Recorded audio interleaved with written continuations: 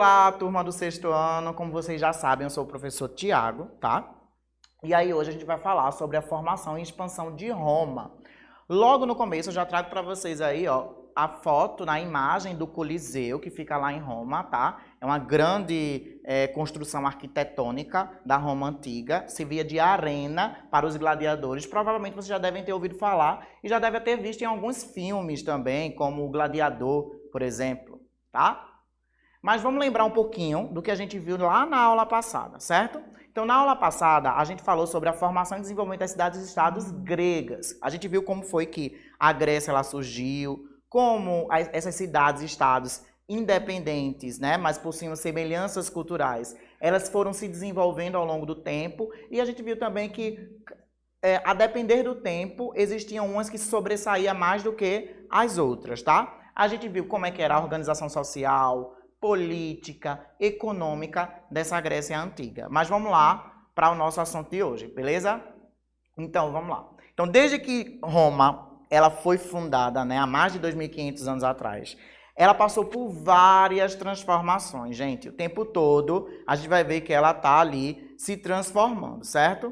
E aí, essas transformações dela pode ser vista a partir das edificações antigas, né? As edificações antigas, como a gente viu agora o Coliseu, tá? Ele representa essas transformações que Roma ela desenvolveu ao longo do tempo, tá? Então, as ruínas é como se fosse a prova histórica da existência dessa Roma antiga, né? E o conjunto arquitetônico que existia na Roma antiga, né, como Arcos do Triunfo, né, o Coliseu que a gente viu agora há pouco, né, os monumentos, as colunas extremamente imponentes de pedras, né? Elas são marcas desse passado, um passado que é um passado de opulência quando a gente fala é de prestígio e de poder. A Roma antiga ela teve esse prestígio, esse poder muito grande ao longo do tempo, né? E aí, por conta desse prestígio, por conta desse poder, a Roma Antiga ela deixou um legado muito forte, e não só na arquitetura, né, mas também em outros aspectos culturais, como, por exemplo, a língua, né, o latim. O latim antigo ele deu origem a várias línguas atuais, né, como o nosso português, por exemplo. Isso aí é o Arco do Triunfo, o Arco de Constantino, tá? E aí, os Arcos do Triunfo, eles geralmente eram construídos para poder falar sobre a vitória, a conquista de um determinado território, né? Então, era um arco triunfal, né? Eles representavam o ganho de Roma sobre determinado território, tá? Aí, esse Arco do Triunfo aí, que é o Arco de Constantino, ele fica lá perto do Coliseu. Vamos lá. Vamos ver essas transformações de Roma. Né? Lembra que eu falei para vocês que Roma, o tempo todo, ela passa por transformações profundas. Né? Então, a Roma, quando ela inicia como um pequeno povoado. Ela inicia como um pequeno povoado, mas ao longo do tempo ela se torna a capital de um vasto império, de um império imenso. Tá?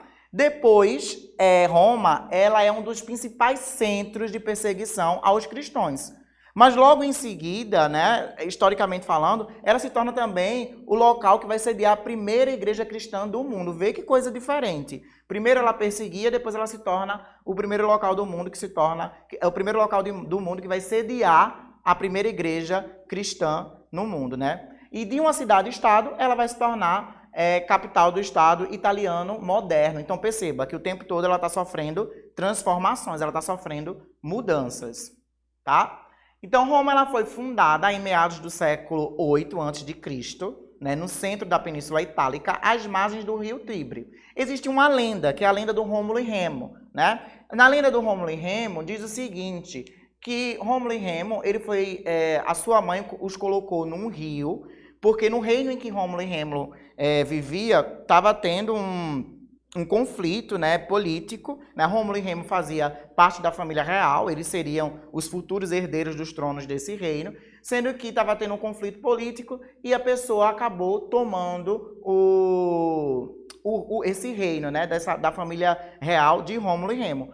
E aí a mãe deles colocou eles no rio, né, no rio Tibre, sendo que uma loba encontrou Rômulo e Remo e amamentou Rômulo e Remo, até que alguns aldeães encontraram, né, Rômulo e Remo e começaram a cuidar deles.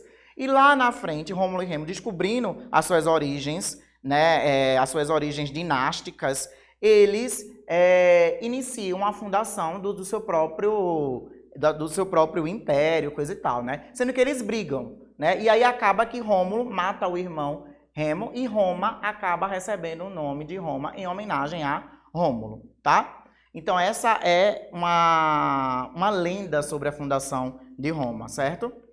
Então, Roma ela vai ser fundada, né, no centro da Península Itálica, às margens do rio Tibre, tá? Existem vestígios, né? Alguns vestígios foram encontrados no Monte Palatino, né? Que ali eles indicam que foi composta vários aldeamentos latinos, né? Vários aldeamentos latinos eles foram desenvolvidos aí no Monte Palatino. E um dos povos que começam a entrar, né, esses latinos são um dos povos que começam a entrar na Península Itálica por volta de 2200 a.C., tá? Então eles iniciam, né, esse processo de formação de Roma, certo? Essa comunidade ela vai se beneficiar rapidamente, né? Vai se beneficiar do acesso rápido às águas do rio Tibre e do Mar Tirreno, né? Além da proximidade da Cordilheira dos Alpes. Essas Cordilheiras dos Alpes vai servir para essa comunidade aí como uma forma de proteção natural contra os invasores. Então, por isso que essa comunidade ela se desenvolve, porque ela vai ter aí acesso ao rio, a água do rio para poder navegar, né, e o mar, e também para poder tirar o seu sustento, né, da água dos rios, para poder desenvolver a agricultura, né, além de ter essa proteção natural. Vamos lá. Esse é o mapa da Roma Antiga, para vocês terem uma ideia. E percebam que ela parece com uma botinha, gente. Estão percebendo? Então, vamos lá. Então, no século 7 a.C., agora a gente vai falar um pouquinho sobre a monarquia, tá? Que foi de 753 a 509 a.C. E aí, no século 7 a.C., os etruscos, eles se espalham pela planície do Lácio e eles incorporam Roma em seus domínios, ou seja, né, quando eles acontecem isso aí, né, deles se espalharem na planície do Lácio, eles vão pegar Roma para si, os etruscos, tá? E aí Roma ela se torna um importante centro comercial e ela se torna a cidade-estado mais relevante daquela região, a cidade-estado mais importante daquela região. Aí nesse período, Roma ela vai ser governada por reis, sendo que esses reis eles eram escolhidos pelo Senado. Tá? E o que era o Senado, professor? Era um conselho formado por chefe das famílias aristocratas. Professor, o que é aristocráticas? Aristocracia era um grupo de pessoas que viviam na sociedade romana, tá?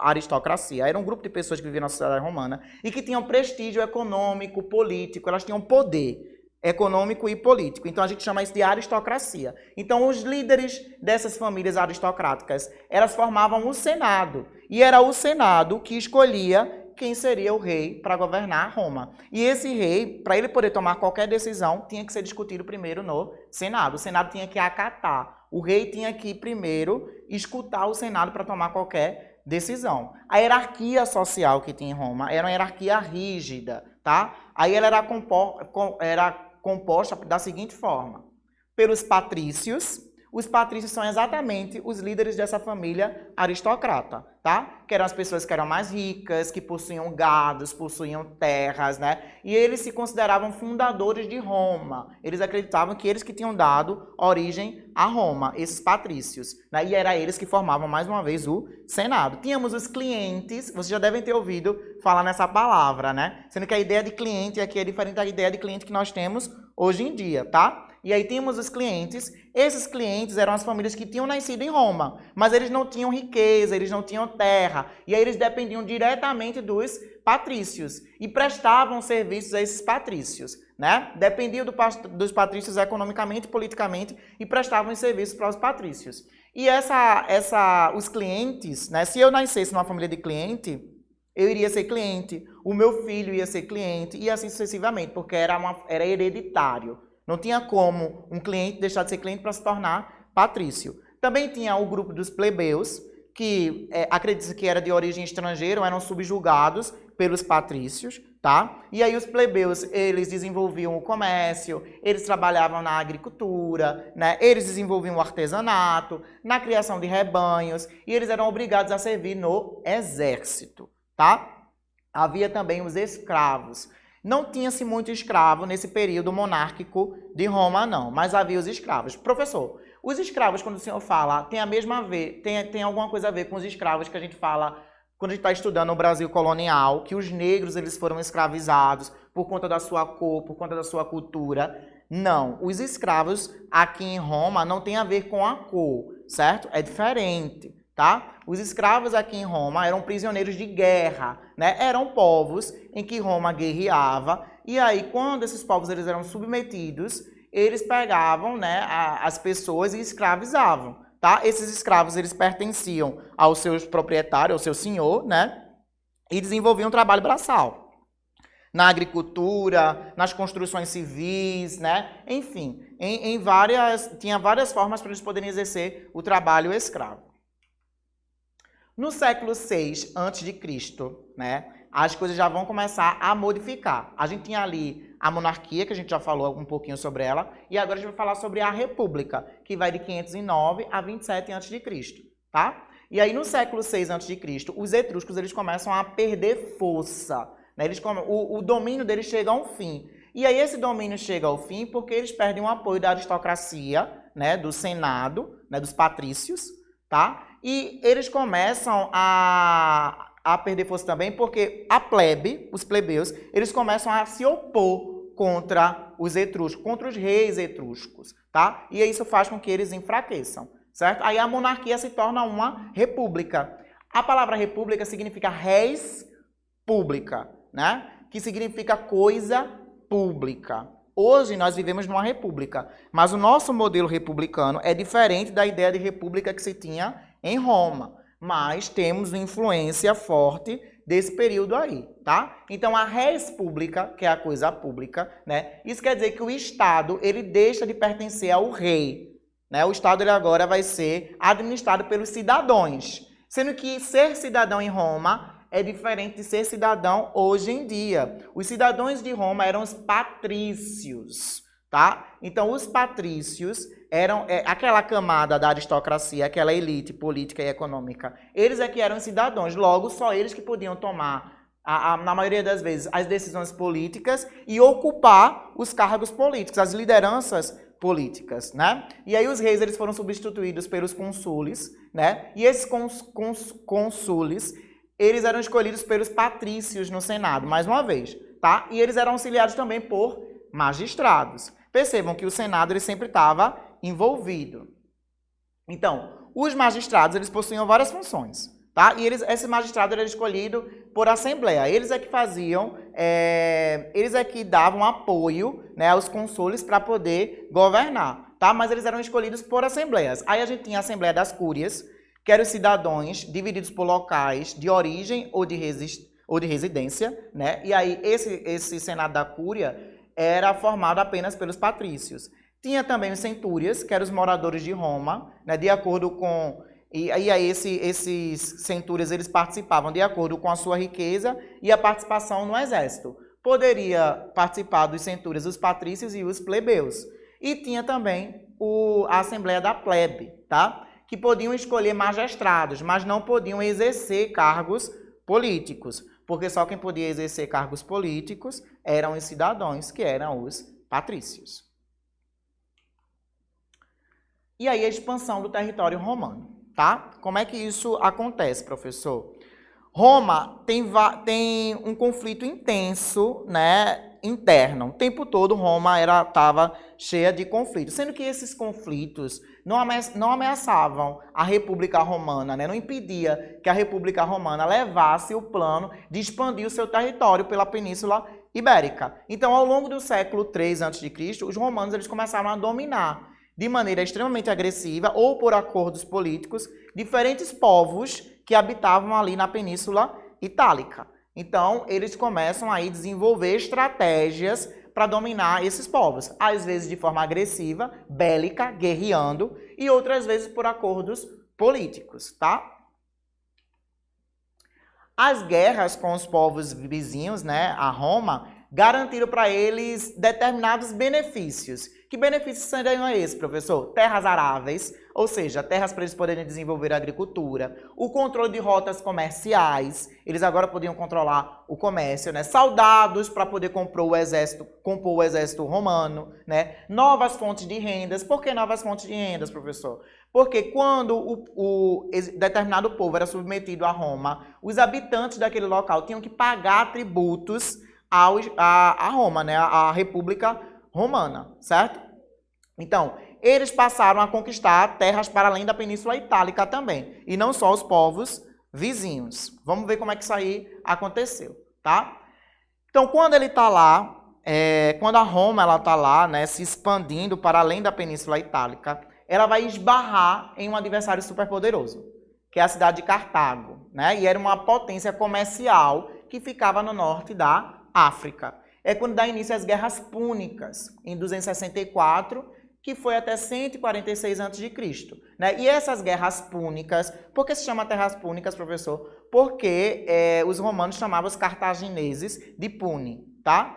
E aí, essas Guerras Púnicas, elas aconteciam porque eles estavam disputando as rotas comerciais do Mar Mediterrâneo. O Mar Mediterrâneo se via como uma encruzilhada entre esses povos, né? Porque o tempo todo, Grécia, Roma, né, os cartagineses e vários outros povos, eles estavam ali em torno desse Mar Mediterrâneo, e esse Mar Mediterrâneo é onde acontecia toda a rota de comércio. Então, o tempo inteiro eles estavam querendo dominar esse mar Mediterrâneo. Era como se fosse uma encruzilhada entre esses povos antigos. Eles se encontravam, né? Era um ponto de encontro entre esses povos antigos. Então, Roma e os romanos, os cartagineses, né? Eles começam a disputar as rotas comerciais aí do mar Mediterrâneo, e Roma sai vitoriosa.